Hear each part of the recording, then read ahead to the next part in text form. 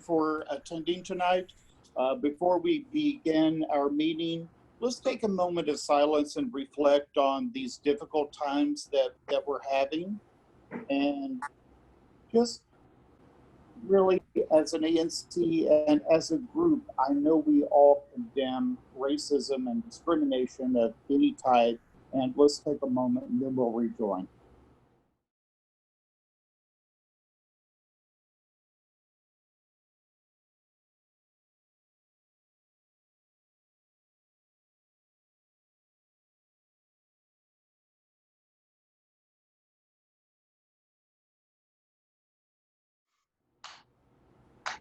Thank you.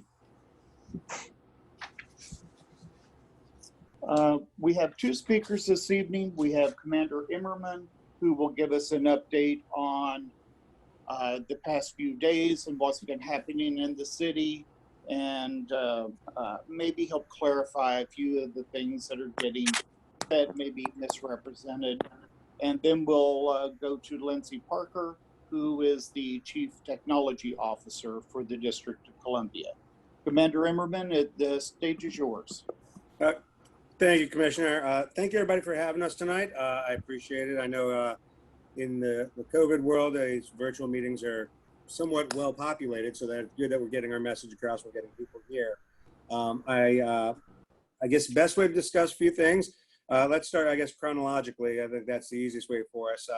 As our COVID pandemic was going on and taking place, we have seen tremendous reductions in our crime, and that makes sense because people are indoors, people are staying off the streets. We're not having as many people to be victimized. And when we do, fortunately for us, there's less people on the street, so it's easier to find the individuals that are doing it. So we've made some good arrests when we've had cases going on like that. But overall, crime is tremendously down, mostly because of the lack of activity that we're seeing out on the street.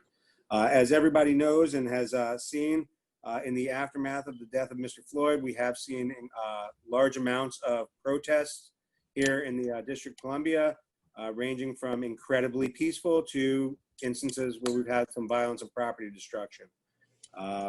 Much of what you're seeing on TV and in the news reports are incidents that are taking place down by the White House compound. That is where I think we have seen some of the largest activity that we're seeing down in that area, as well as some of the most concerning, I think is probably the best way to describe that, I'm hearing from the community about the actions that are taking place down there. I will tell you that the Metropolitan Police Department is fully mobilized at this point. So all of our officers are working, so that way we have officers available to address peaceful protests, non-peaceful protests, as well as continuing to answer calls for service in our communities. So that way we can continue to serve the community, car accidents, alarms, thefts, robberies, all the normal things that we normally have to do.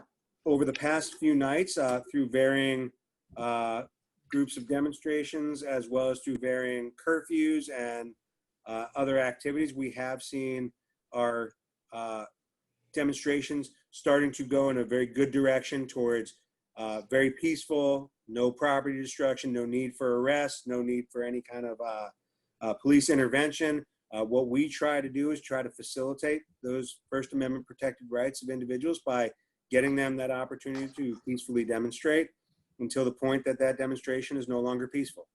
And that's really our goal, is to make sure that we provide for that right. And then when there is crime associated with a demonstration, that we have to take action into that. So with that being said, I think the best way, and commissioners, I'll leave it up to you how you want to do it. If there's a question for them, if there's questions you have or the community has, I think that's probably, rather than me just paint all the answers in one and guess what everyone's going to ask, I figure that's probably the best way to do it. Commander, thank you. And Amanda will take a question from commissioners. If a commissioner has a question, you'll be recognized, and then we'll start gathering questions in the Q&A forum. I believe that's what we're using, Amanda? Yes, exactly. From the community. Exactly. So as commissioners ask questions, if the community would like to put in questions in that Q&A function at the bottom, I have put in the link to our packet and agenda, so you can follow along for the full meeting, and then specific instructions on how to ask your Q&A. And we will start with Commissioner Ede Calton. from 1B05. Chris, if you'd like to Hey, take the first Commander. question. Yeah, thank you so much, Amanda. Commander, thank you so much for joining this call. One of the things that was brought to my attention from a number of my constituents was concern about the helicopters that were flown over Meridian Hill Park, and whether or not those were being done in an intentionally aggressive way. I don't know if you can go and answer that. But also what type of helicopters they were. So there was some disinformation online that propagated that I know was also not true. You know, a lot of people were saying they're Black Hawk helicopters. Those were not Black Hawk helicopters. So if we can better understand what kind of helicopters are being flown around DC, number one, number two, what the purpose of them are, and then number three, what the kind of aggressive tactics that it seems like they took, at least narratively, what the purpose of that was. Thank you. Okay. So the best way I can answer that is I can tell you the best about what MPD does.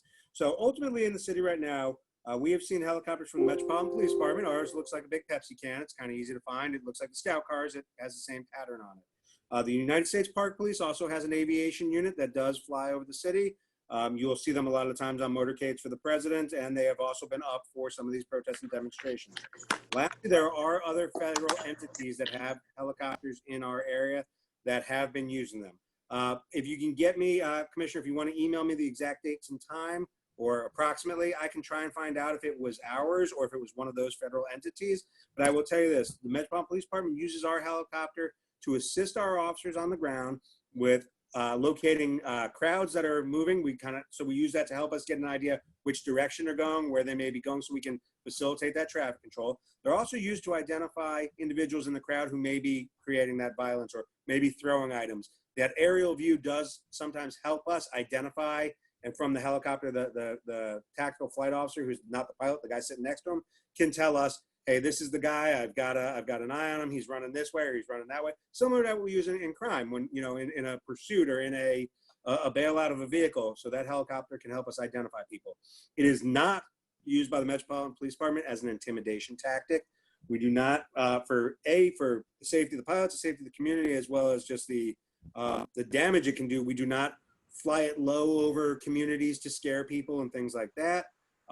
That's not a practice that we do. I cannot speak for those other agencies if they do that or if they did do that, because again, I know what we have done and have not done. Oh, and I do apologize. The fourth entity that would have helicopters would be the medical helicopters that go to and from the hospital center. Thank you. We will now take a question from Commissioner Winston.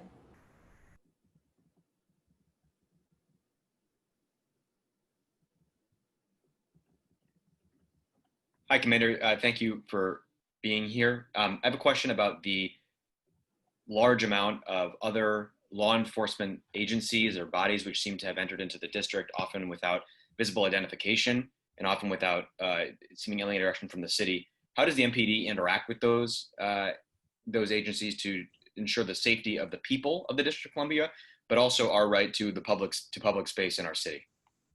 So that's a great question, Commissioner. So in the District of Columbia, we do work with other agencies, especially in some of our overlapping jurisdictions on federal grounds, as well as some of our responsibilities for moving dignitaries, for moving heads of state, and things like that. Some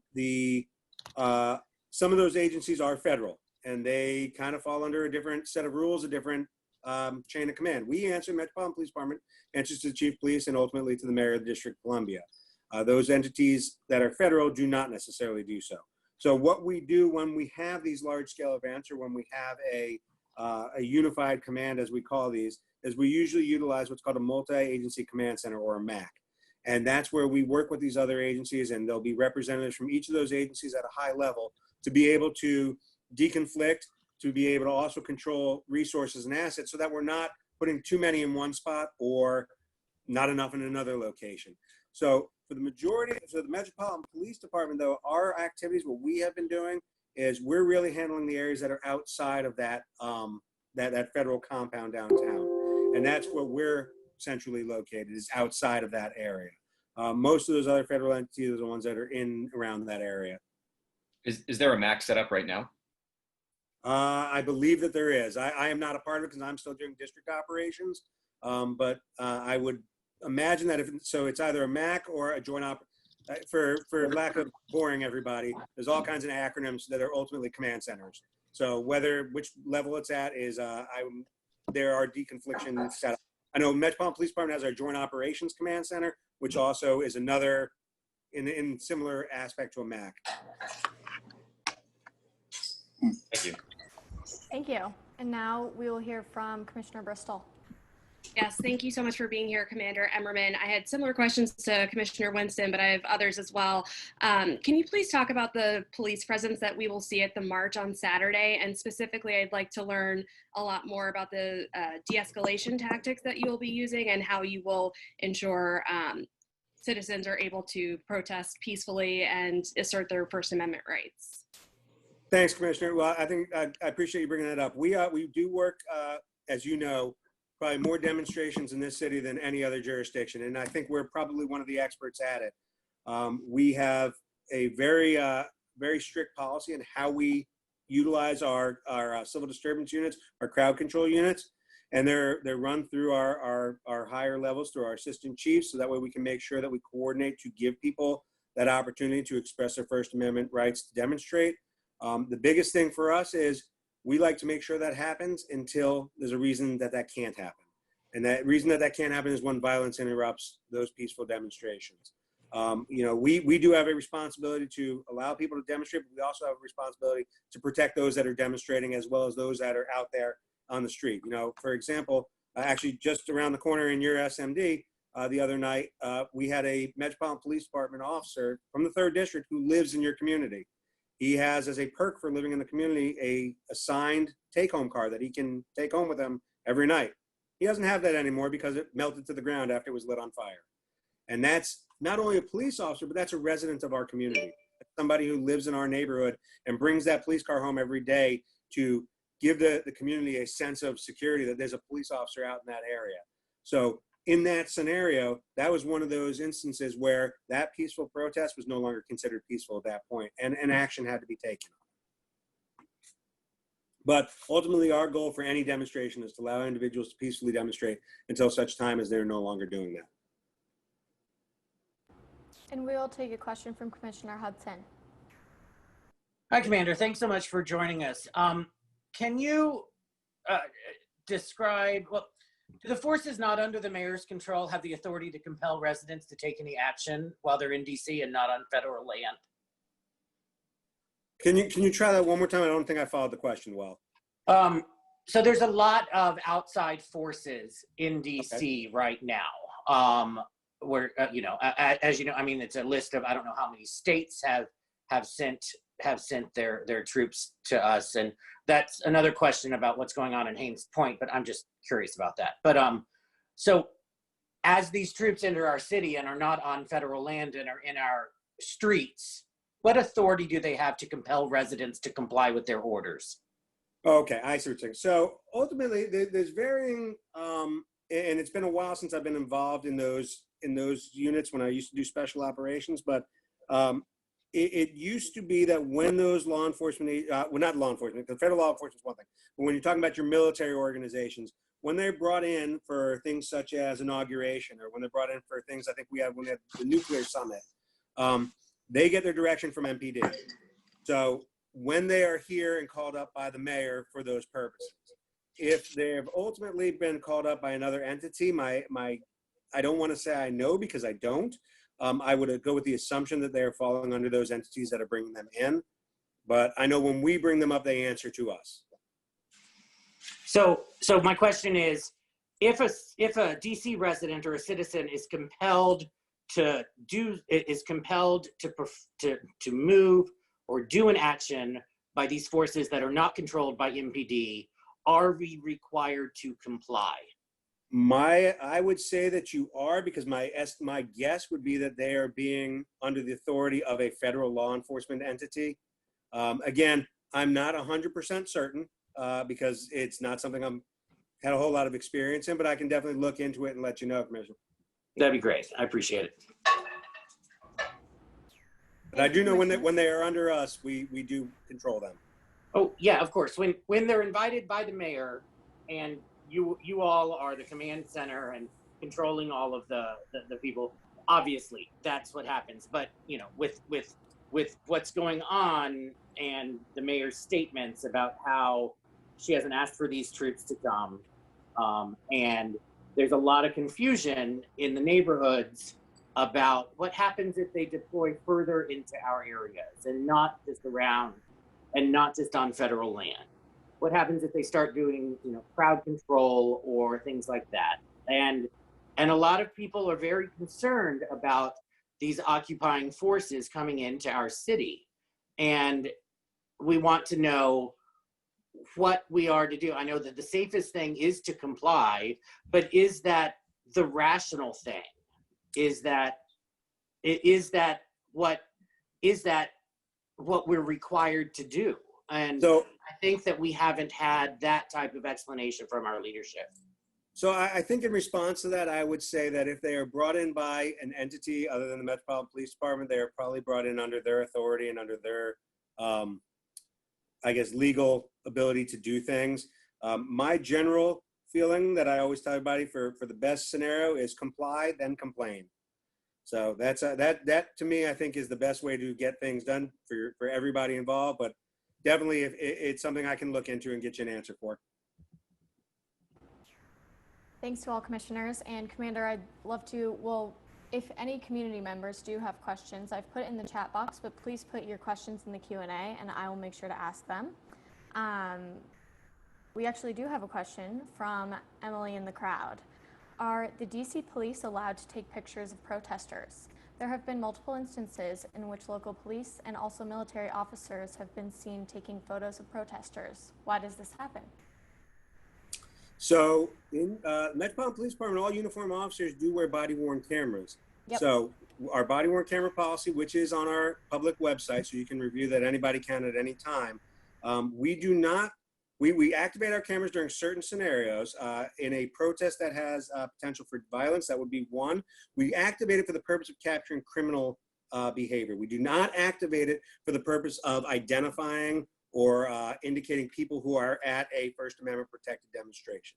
So it's not, that's not the purpose of it. The other, like I say, when we're going into something where in a demonstration where there's going to be arrests, yes, we would activate it for that as well. Great, thank you.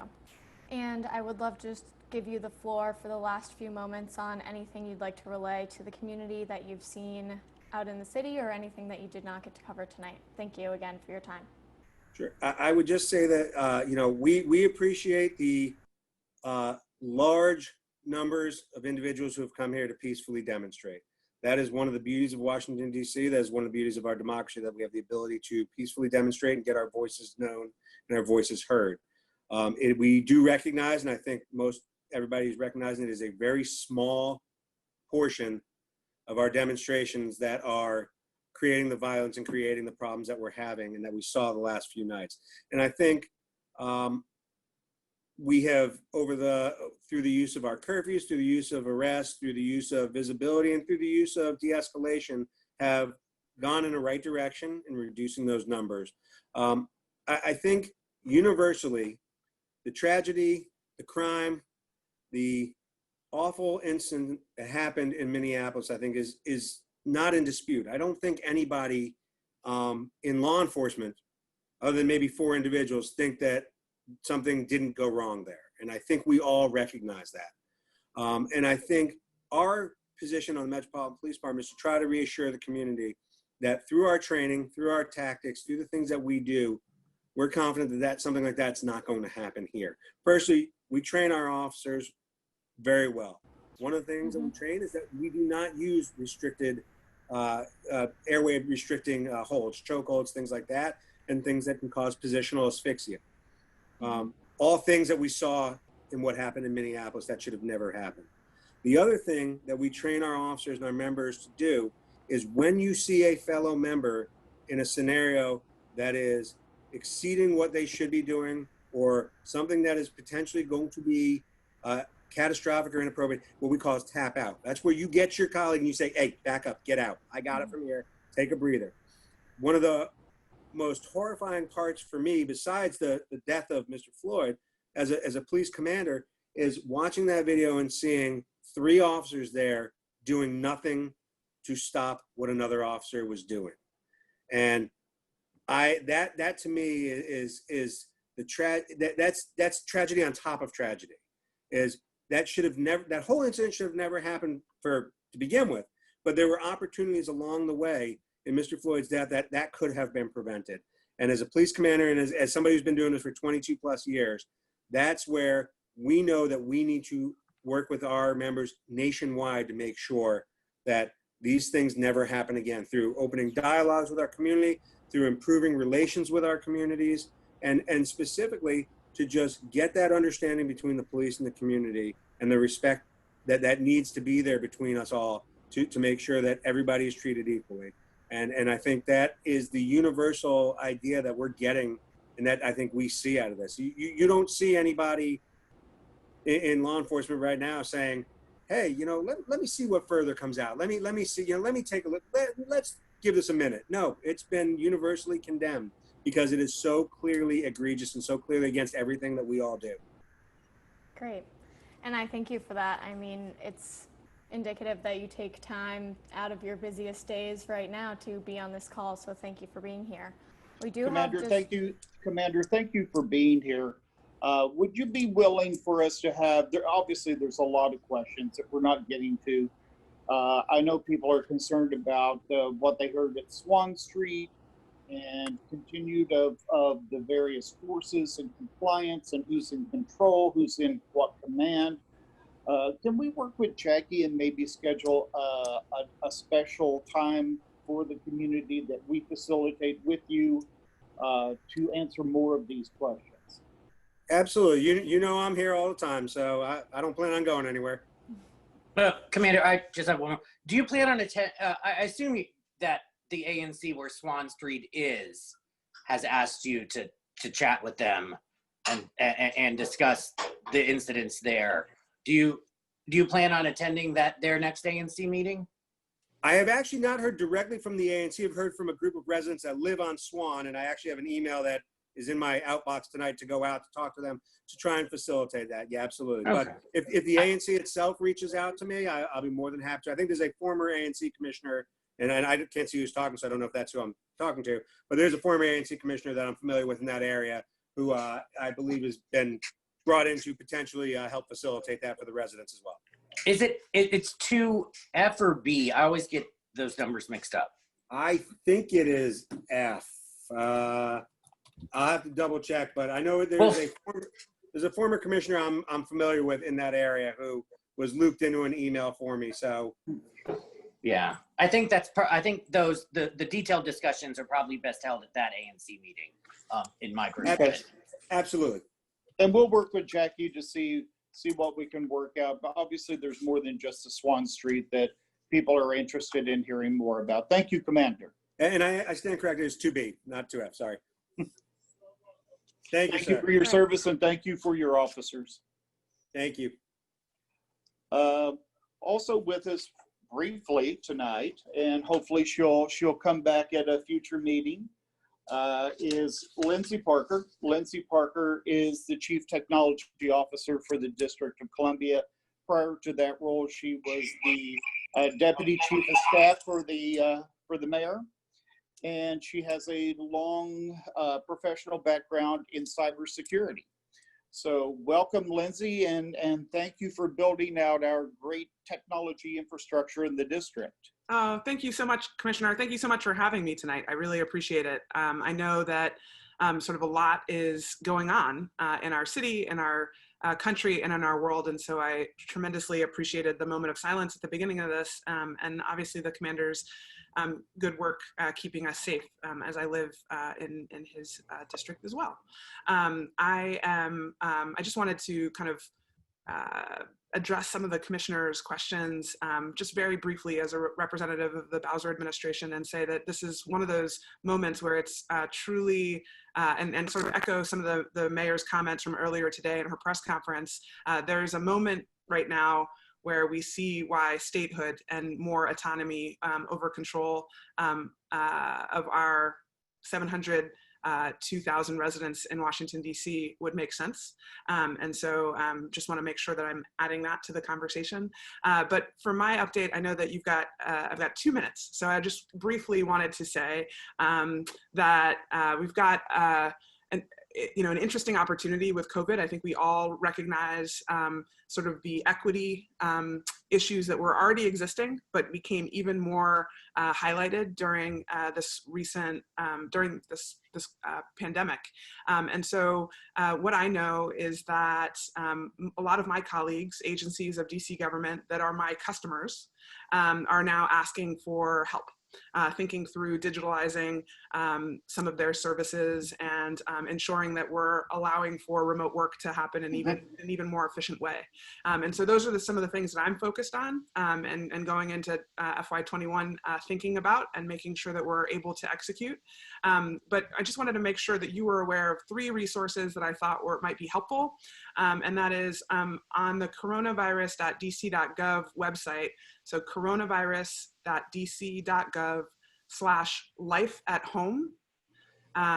There are a number of resources, including a reminder to fill out our census, your census, which is incredibly important in light of the conversation that we just had. And as we think through sort of an equity lens moving forward, it allows us to pull down federal dollars that allow us to think about housing, safety, food equity, and many more things. So I wanted to just flag that. There's also some information there about our libraries. We have curbside pickup at libraries right now, which is tremendously exciting. I just talked to a resident who turned in a book, who'd had that book for a while. It was great. And the second place on the website that I just want to draw your attention to is, and this is specifically for DCPS and charter school parents, is coronavirus.dc.gov/ourschools.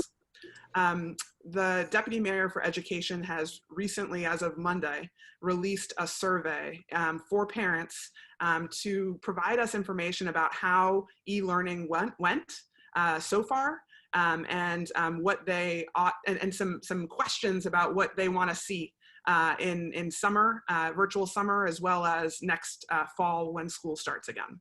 So wanted to bring your attention, your residents' attention to these. We really appreciate as many parents taking the survey as possible. It's going to help us shape sort of what sort of the new normal of school looks like as we start up in the fall.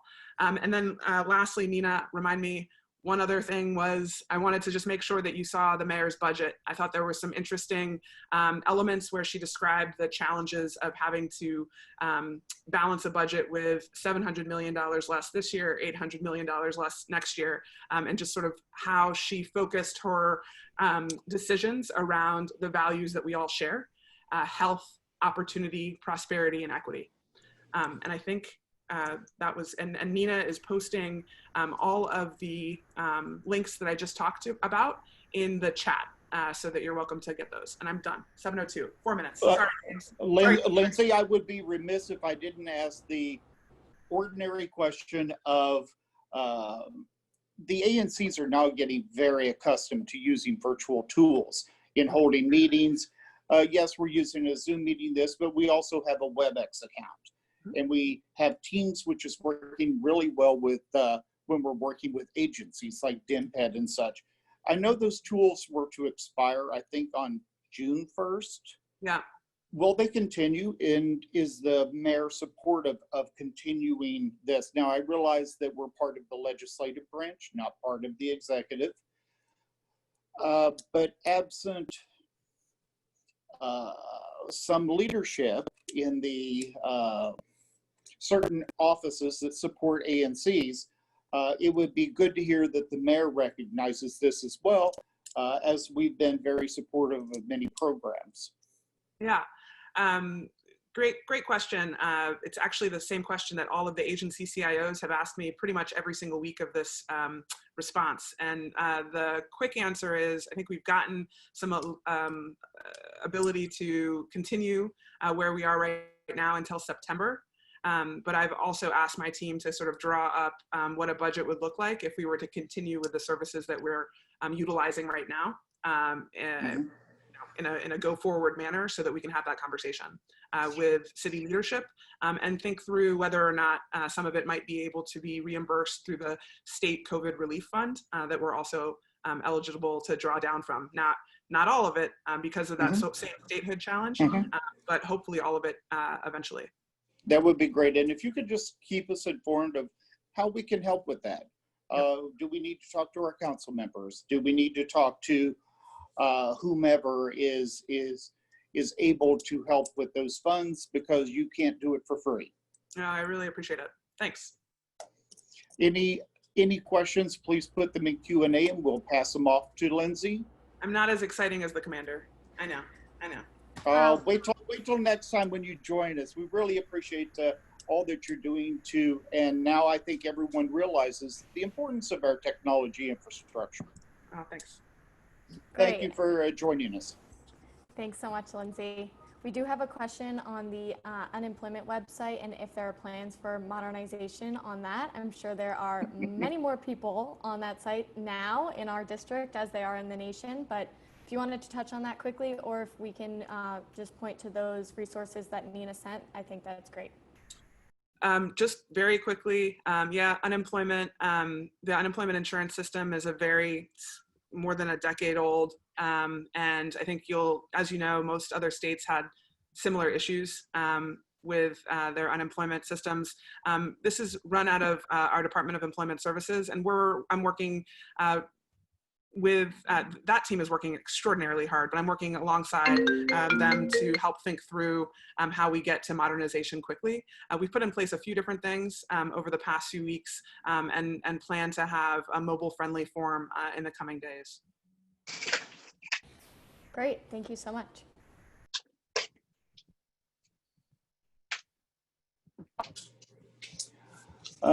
Thanks everyone, thanks to our speakers. We'll now start our community announcement segments of the agenda.